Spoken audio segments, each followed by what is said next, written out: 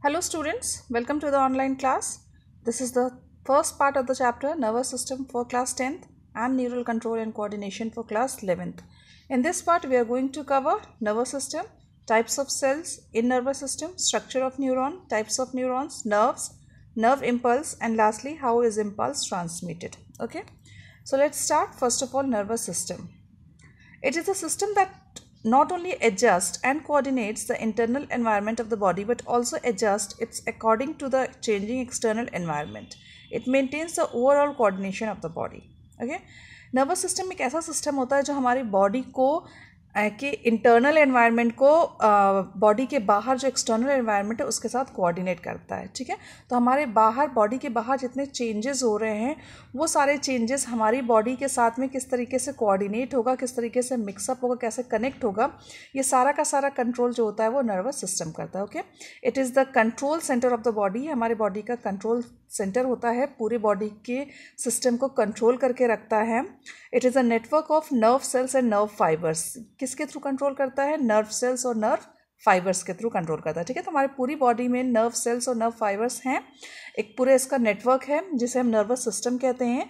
ये हमारे इसका काम क्या होता है? हमारी बॉडी के जो इंटरनल एनवायरनमेंट, हमारी बॉडी के अंदर का जो एनवायरनमेंट है उसको एक्सटर्नल एनवायरनमेंट के साथ में कोऑर्डिनेट करता है. जैसे जैसे एक्सटर्नल एनवायरनमेंट चेंज होते हैं वैसे वैसे हमारी बॉडी में को पता चलना चाहिए. हमारी बॉडी में जो हमारी बॉडी के अंदर जो चेंजेस होने चाहिए वो सारे चेंजेस एक्सटर्नल एनवायरनमेंट के थ्रू ये कनेक्ट करके चेंजेस लाता है. ठीक है, कोऑर्डिनेट करता है एक्सटर्नल एनवायरनमेंट को इंटरनल एनवायरनमेंट के साथ में. Okay, so the coordination is of two types which happens in a body. हमारी बॉडी में दो तरीके के कोऑर्डिनेशन होते हैं. पहला कोऑर्डिनेशन जो होता है वो आपका नर्वस सिस्टम का होता है जिसे हम न्यूरल कंट्रोल भी कहते हैं. And second coordination is known as chemical control. Okay, chemical control जो होता है वो हार्मोन्स के थ्रू होता है. सर्टेन हार्मोन्स हमारी बॉडी में रिलीज होते हैं through endocrine glands which controls the coordination of our body. Okay, और नर्वस सिस्टम क्या होता है? नर्वस सिस्टम जो होता है कि हमारे पूरी बॉडी को नर्व फाइबर्स के थ्रू पूरी बॉडी में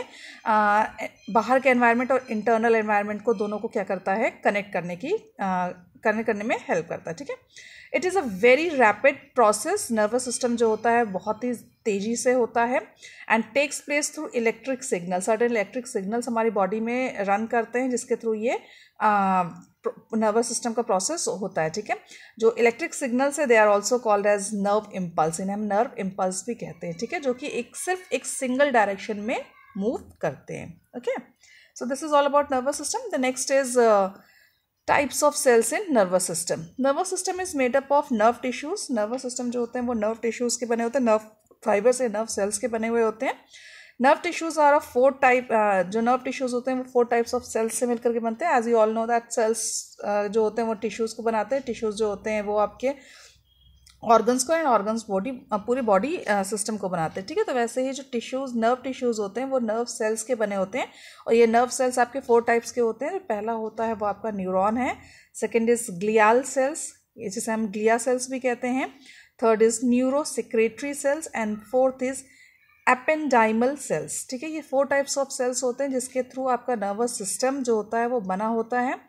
न्यूरॉन जो होता है ये जो सबसे ज़्यादा हमारे पूरी बॉडी में सेल्स पाए जाते हैं वो आपके न्यूरॉन और ग्लिया सेल्स पाए जाते हैं. न्यूरो ट्रांससेक्रेटरी सेल्स और एपेंडाइमल सेल्स जो होते हैं वो थोड़ा कम पाए जाते हैं. तो the 2 cells which are neuron and glia cells are very important for the nervous system. ये सबसे ज़्यादा अमाउंट में पाए जाते हैं.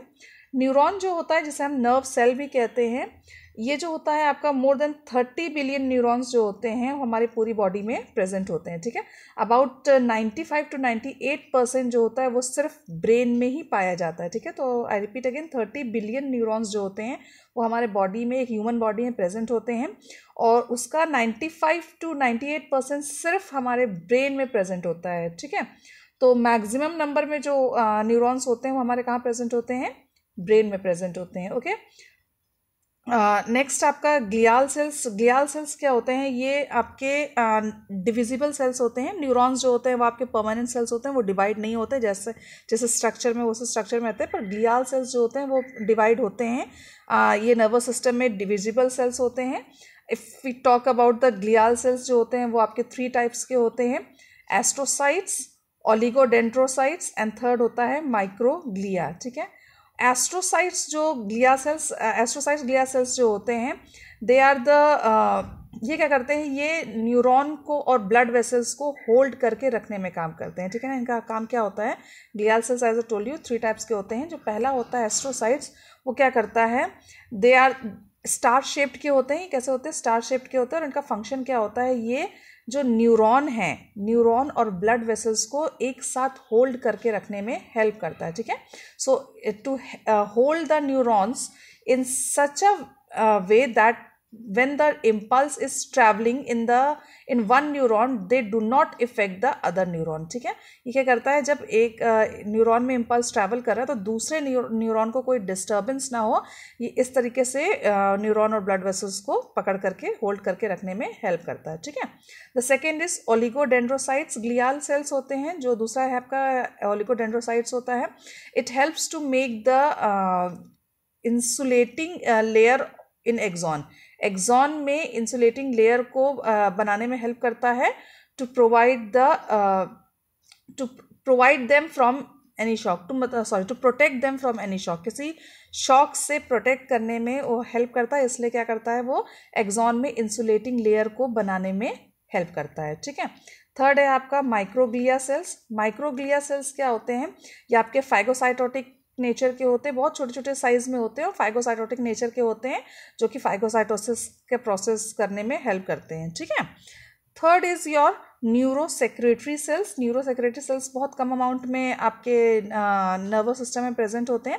These are the unique nerve cells that serve similar to endocrine organ. जैसे कि एंडोक्राइन ऑर्गन्स आपके केमिकल्स रिलीज करते हैं, हार्मोन्स रिलीज करते हैं, वैसे ही न्यूरोसेक्रेटरी सेल्स भी न्यूरो ट्रांसमीटर्स सिक्रीट करते हैं, जो कि आपके एंडोक्राइन ग्लैंड्स के जैसे ही ये वर्क करते हैं, ओके।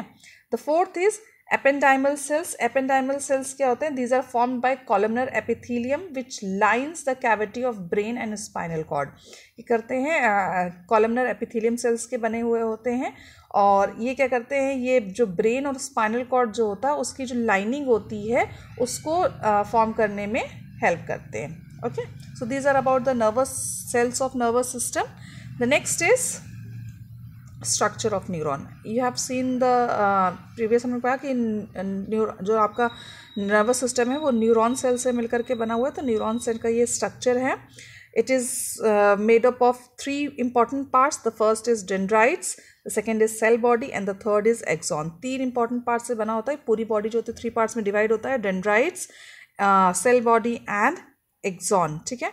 जो आप ये स्ट्रक्चर देख रहे हैं, this is called as body, इसे हम बॉडी कहते हैं। सेल बॉडी कहलाता है, जिसे हम साइटोन भी कहते हैं। साइटोन से छोटे छोटे ब्रांचेस निकले होते हैं, कई सारे ब्रांचेस निकले होते हैं। This branches are called as dendron, इसे हम डेंड्रॉन कहते हैं। इन डेंड्रॉन से छोटे छोटे सब ब्रांचेस निकले होते हैं। इन डेंड्रॉन से क्या निकलते हैं, सब ब्रांचेस निकलते हैं, जिन्हें हम डेंड्राइट्स कहते हैं, ठीक है। सेल बॉडी के अंदर में एक न्यूक्लियस प्रेजेंट होता है और पूरी बॉडी में साइटोप्लाज्म भरा होता है। इसमें क्या भरा होता है, ये आपको येलो कलर का जो दिख रहा है, इसमें साइटोप्लाज्म भरा हुआ है। न्यूक्लियस सेंट्रली लोकेटेड होता है। साइटोप्लाज्म में छोटे छोटे ग्रैनुअल्स प्रेजेंट होते हैं, जिन्हें हम निजल ग्रैनुअल्स कहते हैं। ये Nissl granules rough endoplasmic reticulum के फ्रेगमेंट्स होते हैं, कुछ और ही रफ एंडोप्लाज्मिक रेटिकुलम के फ्रेगमेंट्स होते हैं, ठीक है। उसके बाद फिर आप थर्ड पार्ट हो जो एक्सॉन, तो ये सेल बॉडी जो होती है वो आगे चल करके एक नॉर्मल ब्रांच में एक्सटेंड करती है, जिसे हम क्या कहते हैं, एक्सॉन कहते हैं, ठीक है ना। इस एक्सॉन के ऊपर में एक शीथ चढ़ी हुई होती है, जिसे हम माइलिन शीथ कहते हैं। ये आप देख सकते हैं, दीज आर द शीथ्स। ये शीथ्स जो होती हैं ये क्या कहलाती है, माइलिन शीथ कहलाती है। माइलिन शीथ जो होती है वो आपके शैकवॉन सेल्स की बनी हुई होती है। किसकी बनी हुई होती है, शैकवॉन सेल्स की बनी हुई होती है, ओके। तो बीच बीच में माइलिन शीथ जहाँ पे नहीं प्रेजेंट होते हैं, those are called as node of Ranvier. जो आपकी येलो स्पेस देख रहे हैं, these are the yellow spaces जहाँ पे माइलिन शीथ प्रेजेंट नहीं है, they are called as node of Ranvier कहते हैं हम इसे। लास्टली एक्सॉन्स जो होते हैं, लास्टली एक्सॉन में आकर के जो एंड पॉइंट होता है एक्सॉन का, this is called as axon ending. इसे हम क्या कहते हैं, एक्सॉन एंडिंग कहते हैं या टर्मिनल नॉब्स कहते हैं, ठीक है ना। इसे हम क्या कहते हैं, एक्सॉन एंडिंग या टर्मिनल नॉब्स, ओके। सो आपका एक्सॉन जो होता है वो 3 पार्ट्स में डिवाइड होता है। This is the cell body. Cell body में सर्टेन कई सारे डेंड्रॉन्स निकले होते हैं, डेंड्रॉन्स के साथ में छोटे छोटे और सब ब्रांचेस निकली होती है जिन्हें हम डेंड्राइट्स कहते हैं। ये सेल बॉडी आगे एक्सटेंड होकर के एक्सॉन बनाती है, एक्सॉन लास्ट में आकर के एक्सॉन एंडिंग्स डेवलप करता है। एक्सॉन के ऊपर में सर्टेन शीथ्स चढ़ी हुई होती हैं जिन्हें हम माइलिन शीथ कहते हैं। बीच बीच में जहाँ शीथ नहीं होती है they are called as node of Ranvier. जो आपकी माइलिन शीथ है ये बनी हुई होती है शैकवान सेल्स की। Okay, so this is all about your axon, structure of axon. I hope this is clear to you. The next is types of neurons. Now we'll study the types of neuron. हमने structure देखा, हम types of neurons देखते हैं। अगर on the basis of sheath, अभी आपने देखा कि type neuron के structure है, myelin sheath जो होता है वो present होता है, ठीक है। तो उसके according अगर हम neurons के types की बात करें तो अगर शीथ में माइलिन प्रेजेंट है, यानी सॉरी एक्सॉन में अगर माइलिन शीथ प्रेजेंट है, okay, if the sheath is present on the axon then the neuron will be known as myelinated neuron. इसे हम क्या कहेंगे? माइलिनेटेड न्यूरॉन कहेंगे, ठीक है ना। अगर एक्सॉन जो है आपका, एक्सॉन में वो माइलिन शीथ प्रेजेंट है then the neuron will be called as myelinated neuron. और अगर एक्सॉन के ऊपर में माइलिनेटेड शीथ प्रेजेंट नहीं है then it will be known as non myelinated neuron. Okay, now the second is on the basis of structure. Structure के basis पे अगर हम बात करें तो 3 टाइप्स के होते हैं, unipolar neuron, bipolar neuron and multipolar neuron. Unipolar neuron क्या होता है कि now I will show you. Unipolar सिर्फ एक सेल बॉडी है and only and the axon and जो आपका ये एक एक्सॉन होता है और एक्सॉन के ऊपर ही डेंड्राइट्स प्रेजेंट होते हैं, ठीक है। सिर्फ एक सेल बॉडी है, एक एक्सॉन है और एक्सॉन के ऊपर ही डेंड्राइट्स प्रेजेंट होते हैं। This structure will be known as unipolar neuron. इसे हम क्या कहते हैं? यूनिपोलर न्यूरॉन कहते हैं। Okay, now bipolar neuron is कैसा होता है? आपका एक सेल बॉडी है, एक एक्सॉन है, एक एक्सॉन निकल रहा है और एक डेंड्राइट निकल रहा है, ठीक है। सिर्फ सेल बॉडी के पास में एक एक्सॉन है और एक डेंड्राइट है, तो then this structure is called as bipolar neuron. इसे हम क्या कहेंगे? बाइपोलर न्यूरॉन कहेंगे। ओके, नाउ मल्टीपोलर न्यूरॉन किसे कहते हैं? मल्टीपोलर न्यूरॉन में एक सेल बॉडी है, एक एक्सॉन है और कई सारे आपके डेंड्रॉन्स या डेंड्राइट्स प्रेजेंट है। Okay, now this structure will be called as multipolar neuron. इसे हम क्या कहेंगे? मल्टीपोलर न्यूरॉन कहेंगे। Okay, the next is on the basis of function. Function के बेसिस में न्यूरॉन्स जो होते हैं आपके 3 टाइप्स के होते हैं। पहला होता है सेंसरी न्यूरॉन्स। सेंसरी न्यूरॉन्स क्या होता है? सेंसरी न्यूरॉन्स जो कि इम्पल्स को बॉडी से ब्रेन तक पहुंचाने में जो हेल्प करता है, this is called as sensory neurons. इसे हम क्या कहते हैं? सेंसरी न्यूरॉन्स कहते हैं, ठीक है। जो इम्पल्स क्या होता है? जो हमारी बॉडी में मैसेज ट्रैवल कर रहा है, ठीक है ना। तो इम्पल्स हमारी बॉडी में मैसेज ट्रैवल करने के प्रोसेस को हम इम्पल्स कहते हैं। तो ऐसा इम्पल्स जो कि बॉडी से ब्रेन तक पहुंच रहा है that will be called as sensory neuron. वो न्यूरॉन क्या होता है? सेंसरी न्यूरॉन होता है। और second is motor neurons. Motor neurons क्या करते हैं? ये आपके इम्पल्स को ब्रेन से बॉडी तक पहुंचाते हैं, ठीक है। तो ब्रेन से बॉडी तक पहुंचाने के प्रोसेस ब्रेन से बॉडी तक का जो इम्पल्स वापस बैक आ रहा है दैट वो कौन लेकर के आता है? मोटर न्यूरॉन्स लेकर के आते हैं, ठीक है। तो बॉडी से ब्रेन तक के इम्पल्स को जो पहुंचाता है those are known as sensory neurons, और जो कि ब्रेन से वापस बॉडी तक इम्पल्स को पहुंचाते हैं those are called as motor neurons. The third is associated neurons. Associated neurons वो न्यूरॉन्स होते हैं जो कि आपके मोटर और सेंसरी न्यूरॉन्स को एक साथ एसोसिएट करते हैं, जोड़ते हैं, ठीक है, ज्वाइन करते हैं। This is called as associated neurons. Sorry, यह न्यूरॉन्स की स्पेलिंग रॉन्ग है, NEURONS, ठीक है। न्यूरॉन्स की स्पेलिंग क्या होगी? NEURONS। Okay, so motor neurons, sensory neurons आपके बॉडी से ब्रेन तक में मैसेज जो पहुंचा रहा है that is known as sensory neurons. Brain से वापस बॉडी में मैसेज लेकर के आ रहा है that is called as motor neurons. और सेंसरी और मोटर न्यूरॉन्स को जो ज्वाइन करता है, जो एसोसिएट करता है that is called as associated neurons, ठीक है। इसे हम क्या कहते हैं? एसोसिएटेड न्यूरॉन्स कहते हैं। Clear? The next is some basic terms. Now we will study some basic terms related to the nervous system. The first one is synapses. Synapse क्या होता है? The point of contact between axon of one neuron and dendrites of another neuron is known as synapse. I will show you what is synapse. Synapse क्या होता है, this is your one cell body, एक ही आपका axon हो गया and this is the ये आपके टर्मिनल एंड्स हो गए, ठीक है। ये दूसरा न्यूरॉन आपका हो गया जिसमें आपके डेंड्राइट्स निकले हुए हैं, ठीक है ना, दिस इज, ठीक है। तो ये आपके दो न्यूरॉन्स हो गए। तो इन दो आपके जो ये आपका जब पॉइंट ऑफ कांटेक्ट यानी एक डेंड्रॉन एक न्यूरॉन के टर्मिनल एंड्स, एक्सॉन का जो एंडिंग पॉइंट होता है, दूसरे न्यूरॉन के डेंड्राइट्स के साथ में जो कांटेक्ट होता है, ये एक दूसरे को क्या करते हैं, एक न्यूरॉन का एंड पॉइंट और दूसरे न्यूरॉन का स्टार्टिंग पॉइंट, इनके आपस में जो कांटेक्ट होता है, ये जो आपस में जिस जगह पे आके टच करते हैं, आपस में एक दूसरे के कांटेक्ट में आते हैं, नॉट टच एग्जैक्टली, टच नहीं करते, थोड़ा सा गैप होता है इनके बीच में।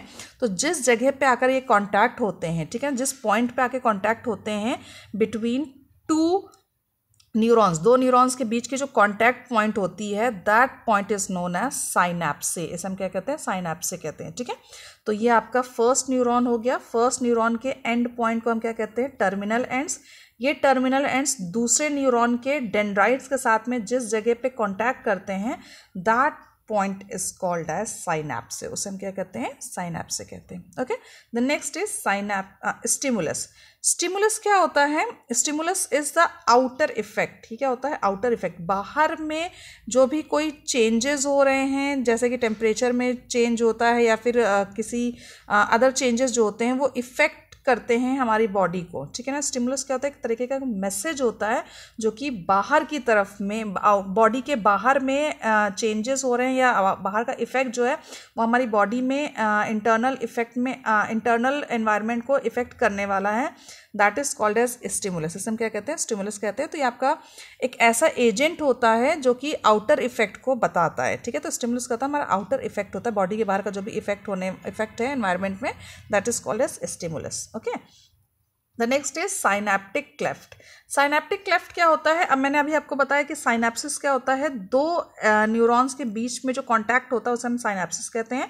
एग्जैक्टली एक दूसरे को टच नहीं करते हैं, तो जो पॉइंट, जैसे कि ये आपका टर्मिनल नॉब्स हो गया और ये डेंड्राइट्स हो गए, ठीक है ना, तो ये दोनों कांटेक्ट में तो आ रहे हैं, सिनैप्सिस डेवलप हो रहा है, पर ये दोनों एक दूसरे को टच नहीं कर रहे हैं। ठीक है, तो ये जो गैप है इन दोनों के बीच का, this is called as synaptic cleft. इसे हम क्या कहते हैं, साइनैप्टिक क्लेफ्ट कहते हैं। ठीक है, तो the space between two adjacent neurons, दो न्यूरॉन्स के बीच की जो स्पेस होती है उसे हम क्या कहते हैं, साइनैप्टिक क्लेफ्ट कहते हैं। ओके, रिसेप्टर्स क्या होते हैं, रिसेप्टर्स वो होते हैं जो कि रिसीव करते हैं इम्पल्स को। ठीक है, जो स्टिमुलस हो रहा है, जो इम्पल्स, स्टिमुलस जो कि इम्पल्स में चेंज होगा, या स्टिमुलस जो भी आसपास हमारे जो चेंजेस हो रहे हैं, जो आउटर इफेक्ट है, जिसको जो आउटर इफेक्ट्स को रिसीव करेगा, हमारी बॉडी में सर्टेन ऐसे नर्व सेल्स होते हैं, वो क्या करते हैं, हमारे आउटर इफेक्ट में जो चेंजेस हो रहे हैं उसको रिसीव करने के लिए वो रिसीव करते हैं, those are called as receptors. Impulse क्या होता है, इम्पल्स आउटर स्टिमुलस को रिसीव करने के बाद में अंदर की तरफ में वो एक, मतलब जो रिसेप्टर्स रिसीव किए हैं वो एक पार्ट से दूसरे पार्ट में जो मैसेज पहुंचाएंगे, उस स्टिमुलस को ट्रैवल करवाएंगे, that will be called as impulse. इसे हम क्या कहेंगे, इम्पल्स कहेंगे। ठीक है, थर्ड नेक्स्ट इज इफेक्टर्स। अब वो इम्पल्स जो है जहाँ पहुँचना था वहाँ पहुँच गया, नाउ वो इम्पल्स के कारण में जो हमारी बॉडी में इफेक्ट आने वाला है, तो जिस जगह पे इफेक्ट आ रहा है, that will be called as effector. उसे हम क्या कहेंगे, इफेक्टर कहेंगे। ठीक है, द नेक्स्ट इज रिस्पॉन्स। और इफेक्ट होने के बाद में जो रिस्पॉन्स देगी हमारी बॉडी, जो रिस्पॉन्स देगा उसे हम क्या कहेंगे, रिस्पॉन्स। वो क्या होता है, रिस्पॉन्स होता है। तो so the change in activity of an organ और individual due to the stimulus, stimulus के कारण में जो बॉडी में चेंज होगा, उस that will be called as response. उसे हम क्या कहेंगे, रिस्पॉन्स कहेंगे। तो आई रिपीट अगेन, स्टिमुलस क्या होता है, डोंट बी कंफ्यूज। स्टिमुलस क्या होता है, स्टिमुलस आउटर मैसेज होता है जो कि हमारी बॉडी में एंटर होने वाला है। तो आउटर मैसेज यानी बाहर हमारे जो भी चेंजेस हो रहे हैं वो क्या है, वो सारे स्टिमुलस होते हैं। वो एक मैसेज होते हैं जो कि हमारे बॉडी के बाहर वो मैसेज हैं अभी, तो इस that will be called as stimulus. ठीक है, रिसेप्टर्स, अब वो स्टिमुलस क्या हो गया, वो हमारी बॉडी जब रिसीव करेगी तो जो नर्व फाइबर उसे रिसीव कर रही है, that will be called as receptor. जो नर्व सेल उसे रिसीव करेगी, that will be known as receptors. ठीक है, अब वो स्टिमुलस जब हमारी बॉडी के अंदर एंटर कर जाएगा तो हमारी बॉडी में एक जगह से जिसने रिसीव किया है वो उस तक मैसेज पहुंचाएगा जहां इस मैसेज को पहुंचना है, ठीक है ना। तो that will be that message, जो कि मैसेज रिसीव होकर के दूसरी जगह जाना, that will be called as impulse, उसे हम क्या कहेंगे, इम्पल्स कहेंगे, ठीक है। इफेक्टर, जहां पे ये मैसेज पहुंचेगा उसको क्या इफेक्ट, उसमें क्या इफेक्ट आएगा, that will be called as effector. And response, effect होने के बाद में जो रिस्पॉन्स होगा जो चेंज होगा, that will be called as response. ये मैं सिंपल एग्जाम्पल के थ्रू आपको समझाती हूँ कि सपोज एक टीचर हैं, उन्होंने उनको एक मैसेज देना है, तो उस टीचर के पास में जो मैसेज है that will be called as stimulus. वो क्या है, स्टिमुलस है। उस टीचर ने एक स्टूडेंट को बुलाया, वो स्टूडेंट क्या हो जाएगा, वो रिसेप्टर हो जाएगा। उसने क्या किया, उस टीचर के मैसेज को रिसीव किया, that will be called as receptor, ठीक है। अब वो मैसेज यानी स्टिमुलस, रिसेप्टर जो वो टीचर के स्टिमुलस को लेकर के, मैसेज को लेकर के जाता है, कहाँ जा रहा है, जिसको ये मैसेज देना है, ठीक है। तो अब उसके पास में जो स्टिमुलस, क्योंकि टीचर के पास था तो अभी स्टिमुलस कहला रहा था, अब रिसीव कर लिया, रिसेप्टर ने उसे रिसीव कर लिया, now that message will be called as impulse, उसे हम क्या कहेंगे, इम्पल्स कहेंगे, ठीक है। वो अब जिसको जिसके लिए वो मैसेज था उसको जाकर के वो देगा, तो वो स्टूडेंट जब जिसको जाकर के मैसेज दे रहा है, जो मैसेज रिसीव करेगा उसे हम कहेंगे इफेक्टर, उसका कहेंगे, उसे हम इफेक्टर कहेंगे, ठीक है। और वो रिसीव करने के बाद में जो रिस्पॉन्स करेगा, यानी टीचर के पास पहुंचेगा या जो भी एक्टिविटी करेगा, that will be known as response, उसे हम क्या कहेंगे, रिस्पॉन्स कहेंगे, okay. The next is nerves. A nerve is formed of bundle of nerve fibers wrapped in a connective sheath. आप फिगर में देख सकते हैं कि एक बैग लाइक स्ट्रक्चर दिया हुआ है, that is called as connective sheath, इसे हम कनेक्टिव शीथ कहते हैं। इसके अंदर में बहुत सारे bundles of nerve fibres present हैं, ठीक है ना, नर्व फाइबर्स प्रेजेंट हैं। तो ये पूरे स्ट्रक्चर को हम क्या कहते हैं, नर्व्स कहते हैं, इसे हम क्या कहते हैं, नर्व्स कहते हैं। आपने केबल वायर देखा होगा, केबल वायर कितना मोटा सा होता है, इलेक्ट्रिक केबल जो वायर होता है वो काफ़ी मोटा होता है, और उसके अंदर में कितनी छोटी छोटी सी और वायर्स होती हैं, ठीक है। तो जो केबल वायर को हम वो छोटी छोटी वायर्स के पूरे बंडल को हम क्या कहते हैं, पूरा बंडल जो होता है वो बाहर से कवर होता है, जिसे हम केबल वायर कहते हैं। वैसे ही नर्व्स जो होती हैं, नर्व्स क्या होती हैं, आपकी एक शीथ होती है, इसके अंदर बहुत छोटी छोटी से नर्व फाइबर्स, नर्व सेल्स यानी न्यूरॉन्स प्रेजेंट होते हैं। This whole structure is called as nerves, इसे हम क्या कहते हैं, नर्व्स कहते हैं। जो हमारी बॉडी में आप नर्व्स देख रहे हैं, नर्व्स पूरी बॉडी में हमारे जो फैली हुई हैं, they are the bundle of nerve fibres. ये क्या होती हैं, बंडल होती हैं नर्व सेल्स की, न्यूरॉन्स की, ओके।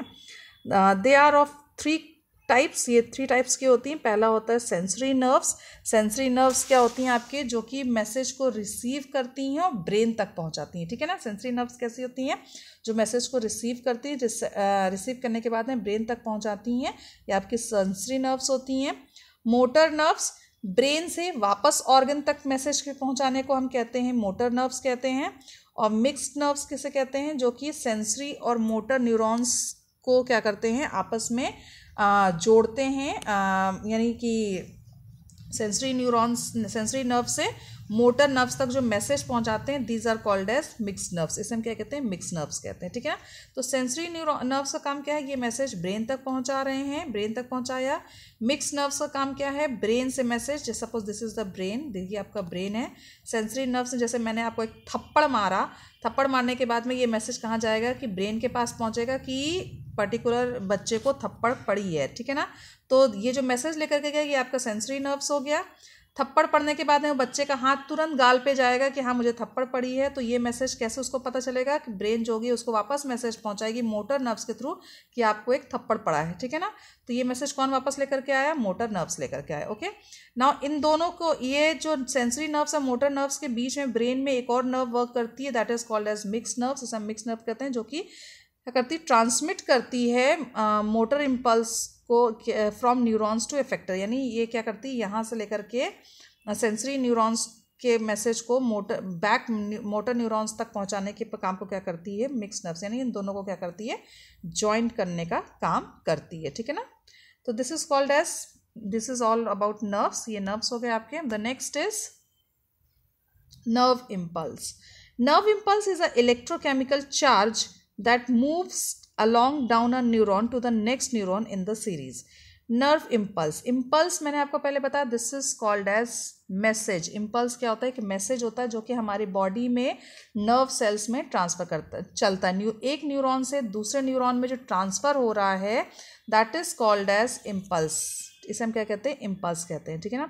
अब जैसे कि मैंने किसी को पिंच किया तो उसको पता नहीं चलेगा कि वो पिंच किया जब तक वो पिंच की जो फीलिंग है यानी एक्सटर्नल एनवायरनमेंट में जो चेंज हुआ है पिंच करने का, वो पिंच जब तक न्यूरॉन एक न्यूरॉन से दूसरे न्यूरॉन से तीसरे न्यूरॉन तक करते करते वो ब्रेन तक जब तक नहीं पहुंचेगा ये इम्पल्स या ये मैसेज, तब तक आपको नहीं पता चलेगा किसी ने आपको पिंच किया है, ठीक है ना।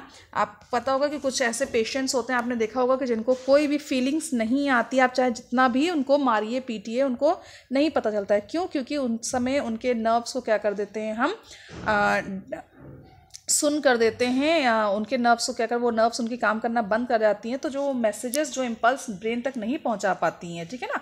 तो जो मैसेज एक जगह से दूसरी जगह हमारे बॉडी में ट्रैवल कर रहा है that message is called as impulse. उसे हम क्या कहते हैं, इम्पल्स कहते हैं, ठीक है। तो नर्व इम्पल्स क्या होता है, इलेक्ट्रोकेमिकल चार्ज होता है that moves down along a neuron. एक न्यूरॉन के साथ में मूव करता है, एक न्यूरॉन से दूसरे न्यूरॉन से, then third, then fourth, then fifth, इस तरीके से पूरे बॉडी में हमारे क्या करता है, वो ट्रांसफर करता है ये मैसेज, ठीक है। So you can see in the figure course of nerve impulse, stimulus, एक एक्सटर्नल मैसेज आया, रिसेप्टर न्यूरॉन ने उसे रिसीव किया, देन डेंड्राइट्स, उस न्यूरॉन के डेंड्राइट्स जो सेंसरी न्यूरॉन जैसे वर्क करेंगे वो क्या करेंगे, सेल बॉडी में ट्रांसफ़र करेंगे, सेल बॉडी से एक्सॉन में गया न्यूरॉन के, एक्सॉन से सिनेप्से में गया, सिनेप्से से नेक्स्ट डेंड्राइट्स में, नेक्स्ट न्यूरॉन के डेंड्राइट्स में गया, एंड देन उसके सेल बॉडी में, देन उसके सेल बॉडी में जाएगा, फिर उसके आपके क्या बोलते हैं दूसरे जो थर्ड न्यूरॉन है उसके पास पहुंचेगा। Okay, so this is the first neuron, this is the second neuron, this is the third neuron, this is the fourth neuron, these are the dendrites, ये आपके डेंड्राइट्स होते हैं, ठीक है ना। ऐसे पूरे न्यूरॉन्स की एक लेयर लगी रहती है हमारे पूरी बॉडी में, ठीक है। अब एक मैसेज आया, ठीक है, रिसीव किया न्यूरॉन ने उसे, उसकी बॉडी में गया, उसके एक्सॉन में गया, एक्सॉन से दूसरे न्यूरॉन के डेंड्राइट्स में गया, फिर बॉडी में गया, फिर एक्सॉन में गया, फिर थर्ड डेंड्राइट्स में गया, फिर बॉडी में गया, फिर एक्सॉन में गया। ऐसे करके पूरा जो मैसेज एक न्यूरॉन से दूसरे न्यूरॉन में ट्रांसफ़र हो रहा है, this is called as impulse. इसे हम क्या कहते हैं, इम्पल्स कहते हैं। Okay, clear. The next is how is impulse transmitted. अब इम्पल्स कैसे एक जगह से दूसरी जगह ट्रांसफ़र होता है, this is not so easy. मैंने दिखा दिया कि एक जगह से ऐसे ऐसे ट्रांसफ़र होते जा रहा है, तो हमारी बॉडी में सर्टेन ऐसे मैसेजेस नहीं ट्रांसफ़र हो जाते हैं, they need a certain process, ये सर्टेन प्रोसेस के थ्रू होता है। तो इम्पल्स जो कि हमारी बॉडी में जो ट्रैवल कर रहा है, जो ट्रांसमिशन हो रहा है इम्पल्स का एक न्यूरॉन से दूसरे न्यूरॉन में, it happens by two important process, दो इंपॉर्टेंट स्टेप्स के थ्रू होता है।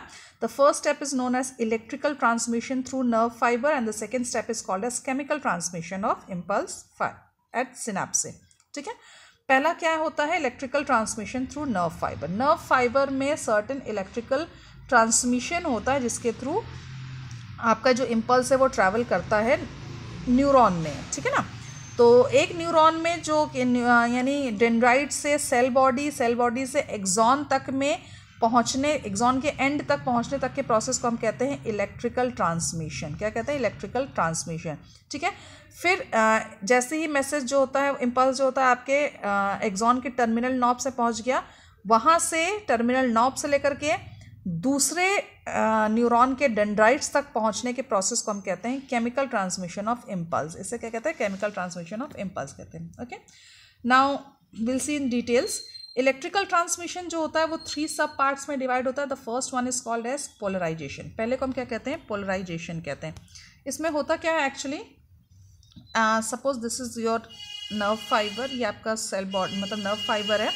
नर्व फाइबर जो होता है यानी जो एक्सॉन होता है या सेल बॉडी हो गई या डेंड्राइट्स हो गई, इसके बाहर की तरफ में सर्टेन सोडियम आयंस प्रेजेंट होते हैं। क्या प्रेजेंट होते हैं, सोडियम आयंस प्रेजेंट होते हैं, और अंदर की तरफ में पोटेशियम आयंस प्रेजेंट होते हैं, ठीक है ना।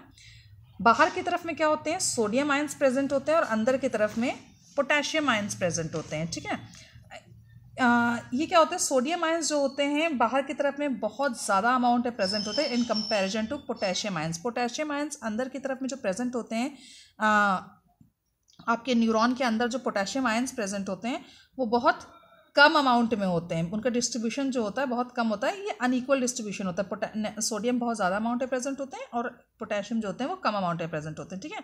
क्योंकि सोडियम बहुत ज़्यादा अमाउंट में प्रेजेंट होते हैं, that space will be electropositive. उसे हम क्या कहते हैं, क्योंकि बाहर की तरफ में सोडियम आयन बहुत ज़्यादा प्रेजेंट है इसलिए इलेक्ट्रोपॉजिटिव कहलाता है, और अंदर की तरफ में पोटेशियम आयंस बहुत कम प्रेजेंट है, so it is called as electronegative. इसे हम क्या कहते हैं, इलेक्ट्रोनेगेटिव कहते हैं।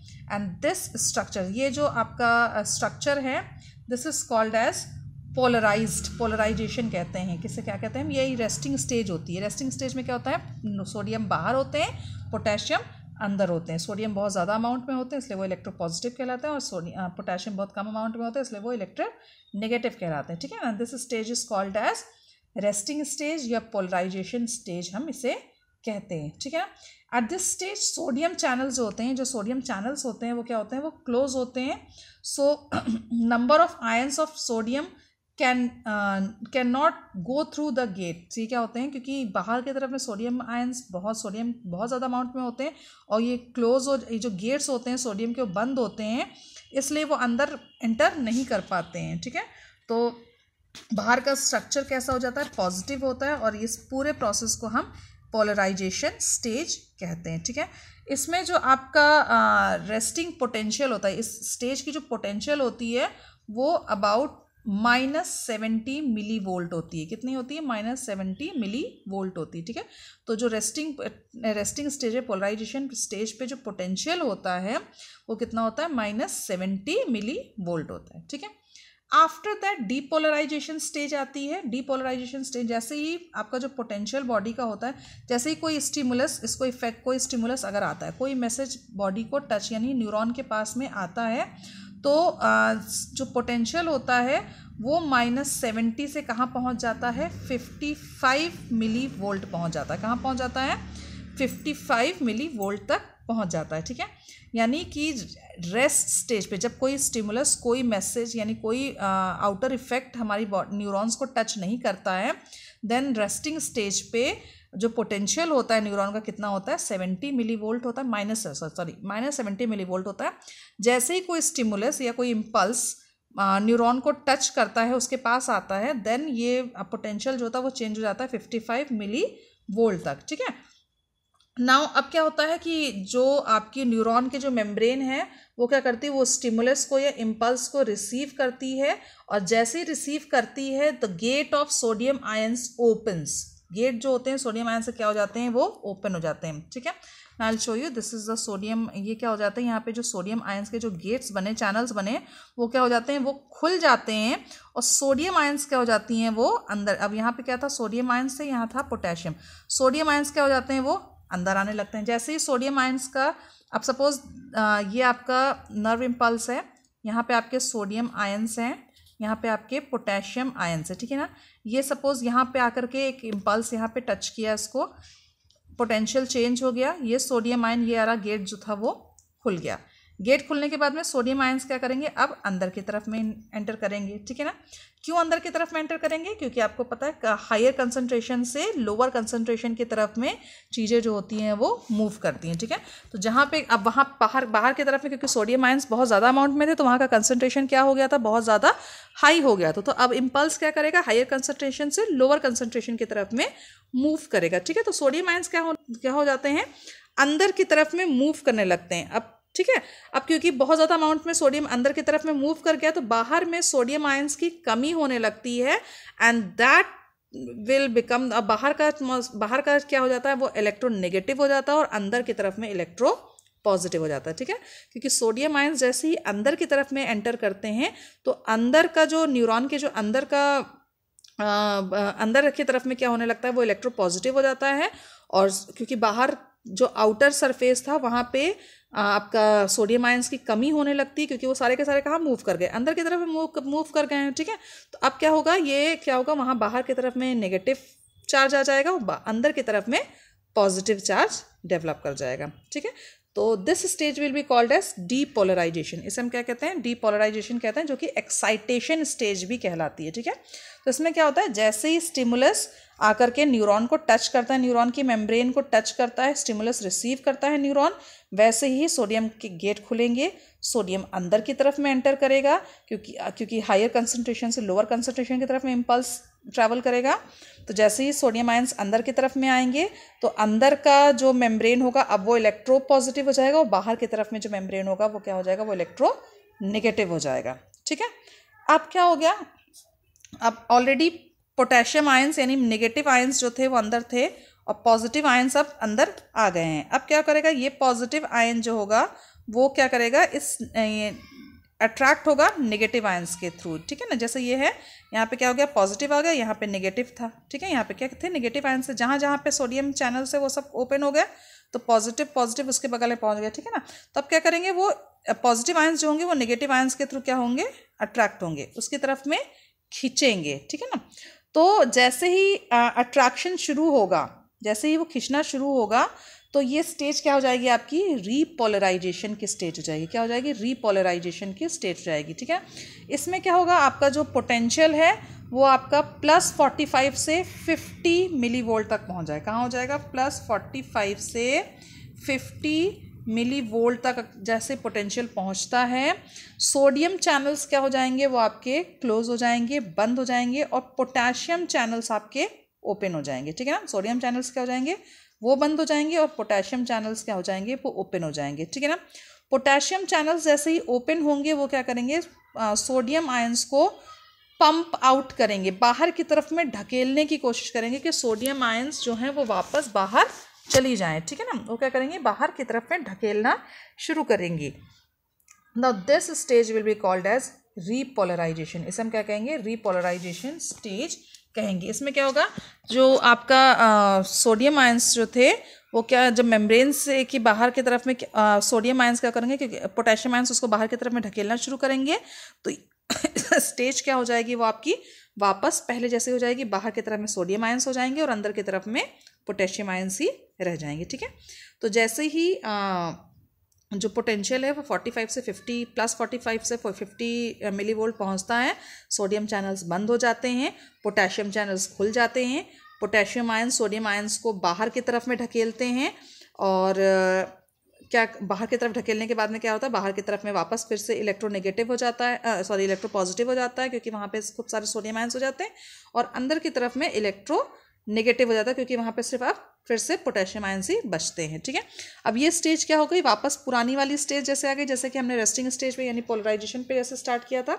नाउ दिस इज डाउन, अब क्या हो जाएगा, क्योंकि पुरानी स्टेज वापस आ गई, तो ये अब कहलाएगा आपका रीपोलराइजेशन। इसे हम क्या कहेंगे, रीपोलराइजेशन कहेंगे। ठीक है, ऐसे ही ट्रैवल करते हुए पूरा इम्पल्स जो होगा डेंड्राइट से सेल बॉडी में, सेल बॉडी से ये वेव के जैसे ट्रांसफ़र करेगा, यानी सोडियम आयन अंदर आए, फिर पोटेशियम्स उनको बाहर करेंगे, फिर अंदर आएंगे, फिर बाहर करेंगे, फिर अंदर आएंगे, बाहर करेंगे। इस तरीके से इम्पल्स जो होगी वो ट्रैवल करते हुए, वेव जैसे ट्रैवल करते हुए पूरी बॉडी में एक्सॉन से होते हुए टर्मिनल नॉब्स में पहुंच जाएगा। ठीक है, तो सोडियम आयंस के खुलने और पोटेशियम आयंस के बंद होने पे, फिर पोटेशियम आयंस के खुलने पे, सोडियम आयंस के बंद होने पे पूरा प्रोसेस डिपेंड करता है। तो इस तरीके से इम्पल्स जो होगा वो वेव के तरीके से ट्रांसफ़र होते हुए एक्सॉन की एंड पॉइंट पे पहुंच जाएगा। ठीक है, अब यहाँ से स्टार्ट होगा आपका केमिकल ट्रांसमिशन ऑफ इम्पल्स। क्या स्टार्ट होगा आपका, chemical transmission of impulse start होगा। ठीक है, इसमें क्या होता है, when the impulse arrives eight synapse. अब क्या हो गया, इम्पल्स जो है आपका जैसे ही सिनेप्स पे पहुंच गया, यानी टर्मिनल एंड से ये एंडिंग पॉइंट पे, यहाँ पे नॉब्स, यहाँ टर्मिनल नॉब्स होते हैं, और ये दूसरा न्यूरॉन का डेंड्राइट्स है। ठीक है ना, जैसे ही टर्मिनल नॉब्स में पहुंच जाता है सिनेप्स से, ट्रैवल होते हुए जैसे ही टर्मिनल नॉब्स में पहुंच गया, द केमिकल एसिटिल कोलाइन एक केमिकल होता है, वो रिलीज होगा कहाँ से, प्री साइनेप्टिक बल्ब से। प्री साइनेप्टिक बल्ब किसे कहते हैं, जिस न्यूरॉन से मैसेज ट्रांसफ़र होना है दूसरे न्यूरॉन में, तो इस पॉइंट, यहाँ पे पॉइंट को हम क्या कहेंगे, प्री साइनेप्टिक बल्ब, इसे क्या कहेंगे, प्री साइनेप्टिक बल्ब कहेंगे, यानी जिस न्यूरॉन से मैसेज ट्रांसफर हो रहा है that will be called as pre synaptic bulb, और जिस डेंड्राइट में मैसेज रिसीव होना है that point will be called as post synaptic bulb, इसे क्या कहेंगे, पोस्ट साइनेप्टिक बल्ब कहेंगे, यानी पोस्ट हो जाएगा मैसेज, ठीक है।